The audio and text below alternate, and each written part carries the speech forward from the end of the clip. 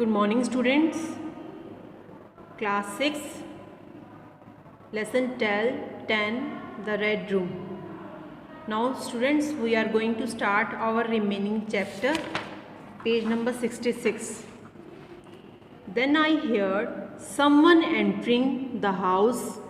From his slow footsteps, it sounded that he was older than the two people sitting before me.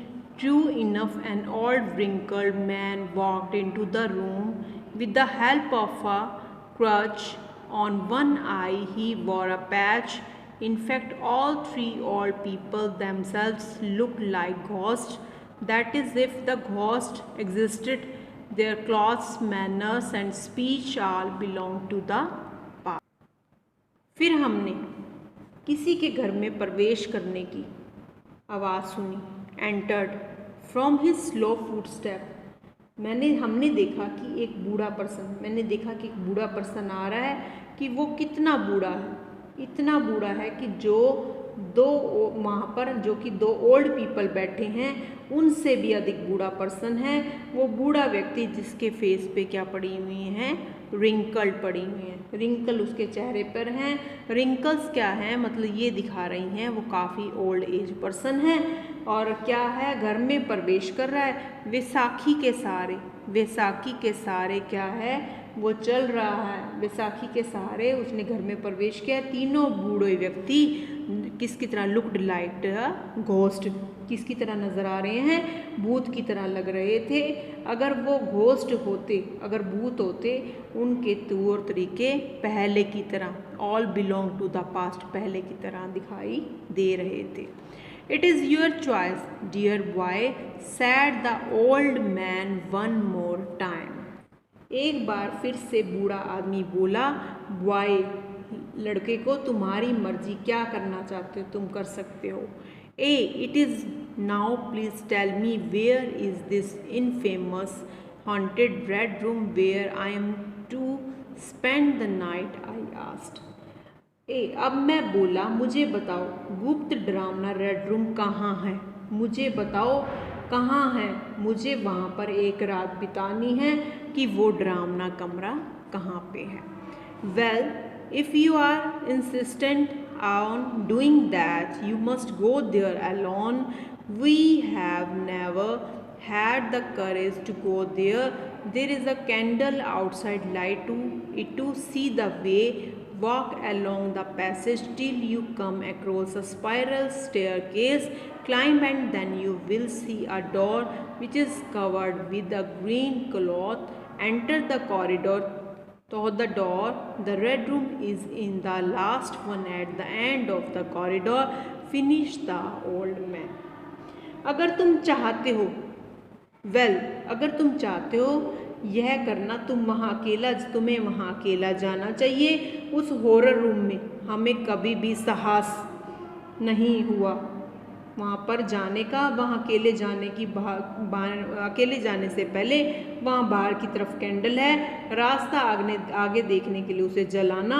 फिर आगे बढ़ोगे, तुम्हें सीढ़ियाँ मिलेंगी. क्या मिलेंगी? सीढ़ियाँ मिलेंगी. स्टेयरकेस, सीढ़ियाँ मिलेंगी. और तुम सीढ़ियों के सहारे तुम्हें एक सामने की तरफ आगे चढ़ोगे. सीढ़ियों के सामने ही तुम्हें एक डोर दिखाई देगा जो कि दरवाज़ा है. हरे रंग के कपड़े से कवर किया गया है, ग्रीन क्लॉथ. डोर के दरवाजे से आगे बढ़ोगे, कॉरिडोर में प्रवेश करना. कॉरिडोर में प्रवेश करने के बाद तुम्हें क्या मिलेगा? रेड रूम मिल जाएगा.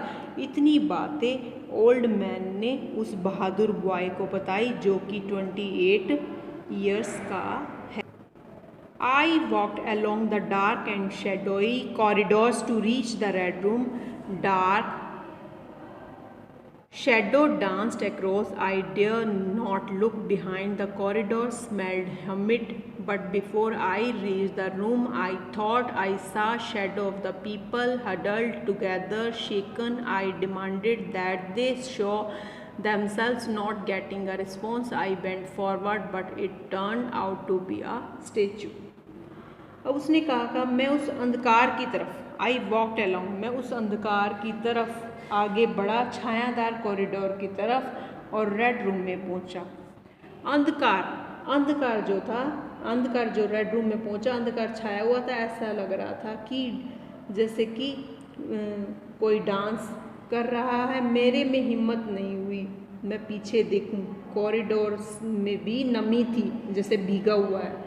लेकिन रुक कर पहुंचने से पहले मैंने कुछ लोगों की इकट्ठे होने की मैंने आवाज़ सुनाई दी और देखा कि अपने आप को फिर मैंने क्या कर लिया, स्लो कर लिया। The corridor smelled humid but before I reach the room से मैं पहुंचने के बाद मैंने I saw shadow of the people huddled together shaken. I demanded that they show themself. मैंने अपने आप को स्लो कर लिया। अब मैं आगे बढ़ा।